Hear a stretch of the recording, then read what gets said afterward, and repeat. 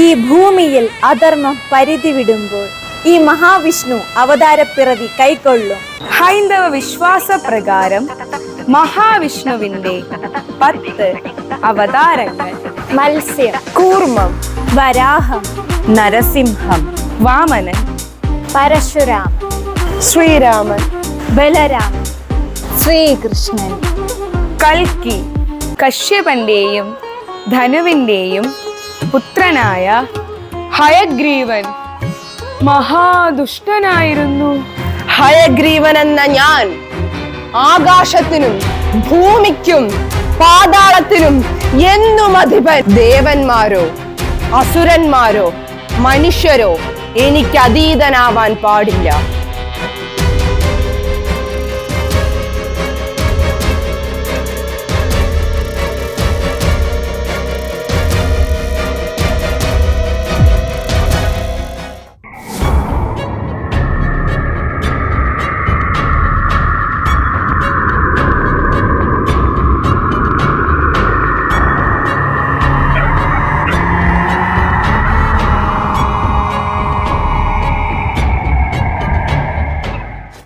മാനവകുലത്തിന്റെ ഉന്നമനത്തിനായി മഹാവിഷ്ണു വേദങ്ങൾ സൃഷ്ടിച്ച് ബ്രഹ്മാവിനു നൽകി.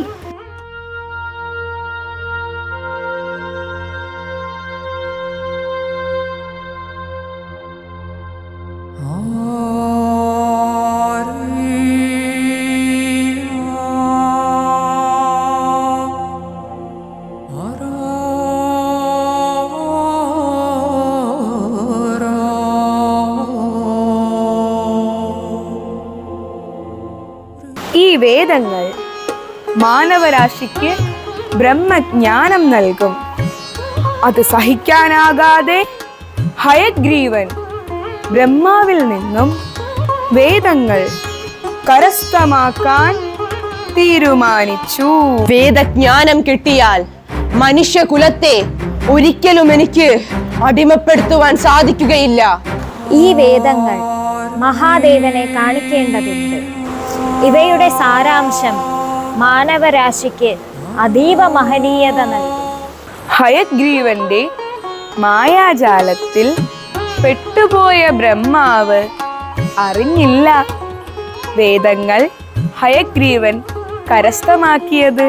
കരസ്ഥമാക്കിയ വേദങ്ങൾ ഹയഗ്രീവൻ മഹാസമുദ്രത്തിൽ ഒളിപ്പിച്ചു.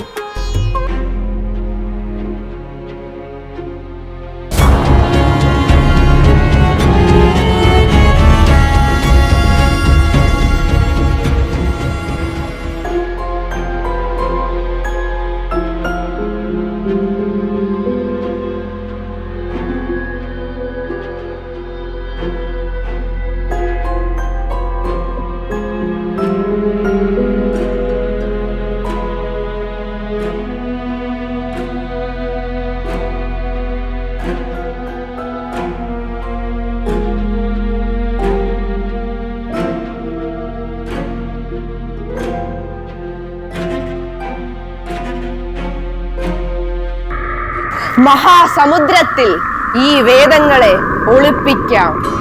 വിഷമത്തിലായ ബ്രഹ്മാവ് മഹാവിഷ്ണുവിനോട് അഭയം ചോദിച്ചു. മഹാവിഷ്ണു വേദങ്ങളെ തിരികെ എടുക്കുവാൻ ആദ്യ അവതാരം കൈക്കൊണ്ടു. മത്സ്യം. പ്രഭു, മഹാദേവ സന്നിധിയിലേക്ക് പോകവേ എങ്ങനെയോ നാം മയക്കത്തിലാണ്ടു. ഹയഗ്രീവൻ നമ്മുടെ കയ്യിൽ നിന്നും വേദങ്ങൾ കരസ്ഥമാക്കി. എന്തെങ്കിലും ചെയ്താലും. നമ്മുടെ ആദ്യ അവതാരത്തിന് സമയമായി. മത്സ്യ അവതാരം. ഹയഗ്രീവ, നാം എത്തുന്നു.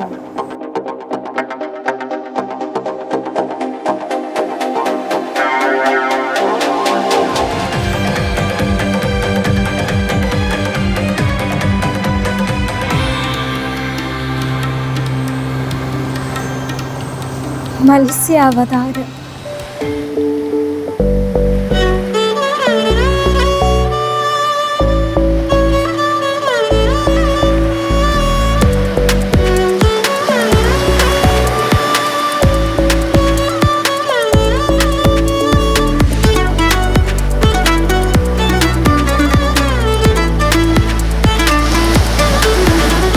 ഈ വേദങ്ങൾ ഞാൻ ആർക്കും നൽകുകയില്ല.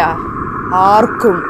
മഹാപ്രളയത്തിനു ശേഷം മഹാസമുദ്രത്തിൽ ആ മത്സ്യം ഹയഗ്രീവനെ നശിപ്പിച്ച് വേദങ്ങൾ തിരികെ എടുത്തു.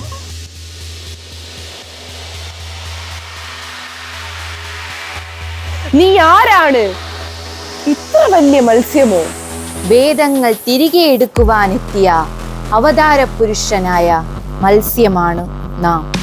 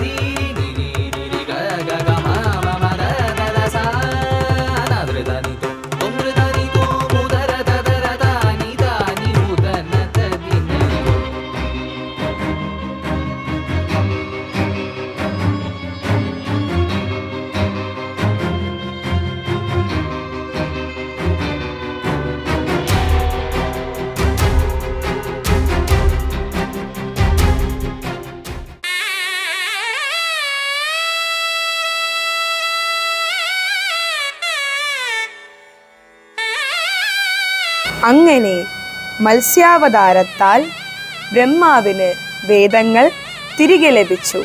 വേദജ്ഞാനം ലഭിച്ച ഏതൊരു മനുഷ്യനും ബ്രഹ്മമെന്തെന്ന് അറിഞ്ഞു. മത്സ്യാവതാരം.